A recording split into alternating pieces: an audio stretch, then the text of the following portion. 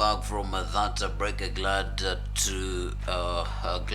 you are still watching Science Breakfast with me, Alan Hubbard, and sign language interpreter is Wairimu. Now, President Ruto reveals details of meeting with Raila.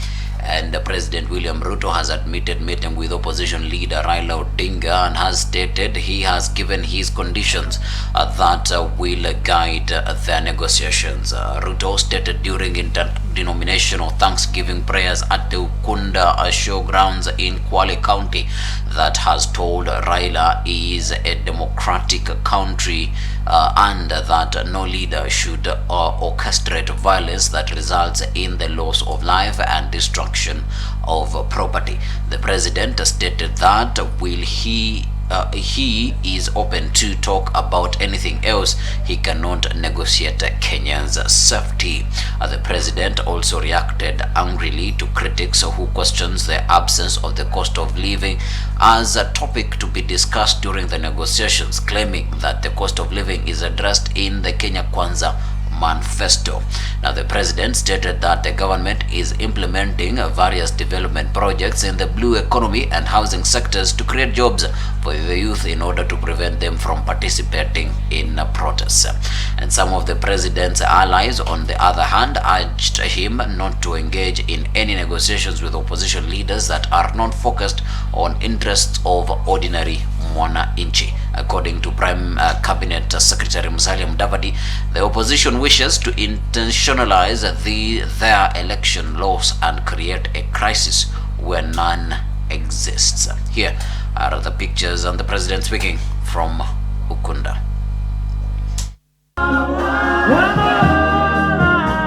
Juzi niliongea na kiongozi wa upinzani na viongozi wa upinzani na nikawaambia ya kwamba sisi ni nchi ya demokrasia.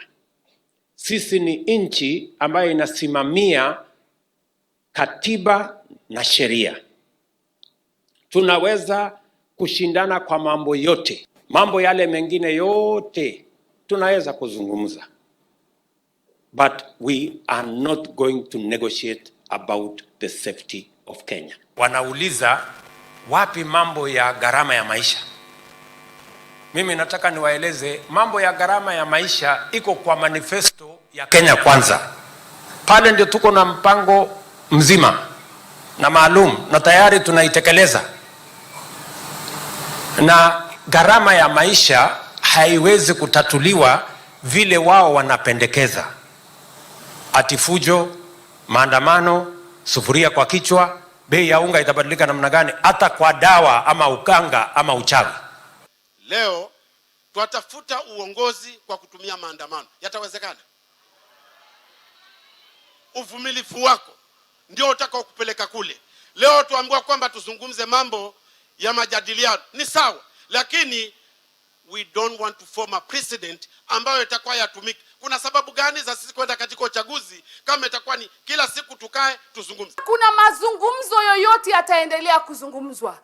Rais, tunakuomba sasa yawe waziwazi. Ingekuwa mazungumzo kati ya Mheshimiwa Ruto na Mheshimiwa Raila inaweza kupunguza bei ya unga, tungemshurutisha rais akae na Mheshimiwa Raila. Lakini tunajua wazi hata hivi leo Mheshimiwa Ruto na Mheshimiwa Raila waende State House wakazungumze, ukitoka hapo nenda duka lolote utakuta bei ni ile ile. Siasa ya 2017 ambayo ilileta serikali ya handshake ilikuwa tofauti na siasa ya mwaka jana. Uchaguzi wa mwaka jana fair and square, demokrasia na sheria. Rais ni Daktari William Samoei Ruto. Kwa hivyo wenzetu, ikiwa wanataka wazungumze, please be honest to the people of Kenya, because there is no crisis. We may talk, we are allowed to talk, the president has every right to talk, but do not cheat Kenyans that we are in an international crisis. Kuzungumza mambo ya uchumi, kuzungumza mambo ya kitaifa. Tafadhali ndugu zetu, let us talk as Kenyans, but do not try and internationalize your losses in here.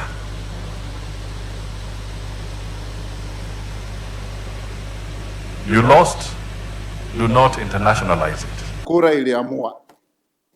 Sasa, you pay attention to the interests and needs of Kenyans. Winston Churchill said you will never finish your race if you stop to throw stones at every barking dog. And away from that, Azimio disowns a joint statement from Kenya Kwanza, and the Azimio la Umoja One Kenya coalition has dismissed a statement released by National Assembly Majority Leader Kimani Ichung'wah, detailing details on consultations made to resolve the standoff between government and opposition. Ichung'wah on Saturday claimed that the decision was made amicably between Kenya Kwanza and the Azimio coalition, and they agreed to establish a 10-member committee with each side having 5 representatives. 4 members from outside parliament, 2 from each side, the leaders of a majority and minority from the National Assembly, 4 additional members of parliament, 2 from each side, read part of the statement. Now he added that the talks would revolve around the reconstitution of IEBC, implementation of the two-third gender rule, and entrenchment of the Constituency Development Fund, establishment and the entrenchment of the office of the leader of the opposition, and embodiment of the office of a Prime Cabinet Secretary. In a rebuttal, the Azimio coalition denied taking part in the purported dialogue, terming Ichung'wah's statement as one-sided. They instead stated that the only statement they approve of is the one announcing that the parties have reached a consensus to allow talks said to be mediated by former Nigerian President Olusegun Obasanjo. And now, Azimio further affirmed that their 4-point agenda remains as is, contesting the cost of living, electoral audit and reforms, non-interference in coalitions and their constituent parties, and probe into police brutality that has claimed dozens of innocent lives. And here is Peter Munya and other Azimio leaders addressing the media yesterday. There was a meeting chaired by His Excellency Honorable Obasanjo, and Baba accepted to appear in that meeting because of his respect for His Excellency Honorable Obasanjo. Yesterday, Kenya Kwanza released a one-sided statement signed by Honorable Kimani Ichung'wah that they claimed to incorporate our views.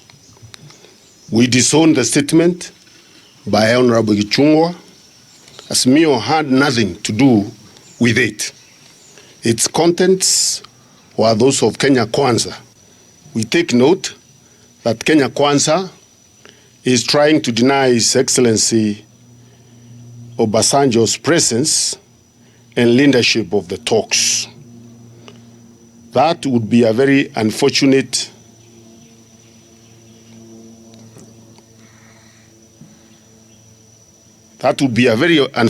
development. I think you understand the problem is a trust deficit that has been shown by the Kenya Kwanza government, that when you discuss something, the next day the goalpost keeps moving.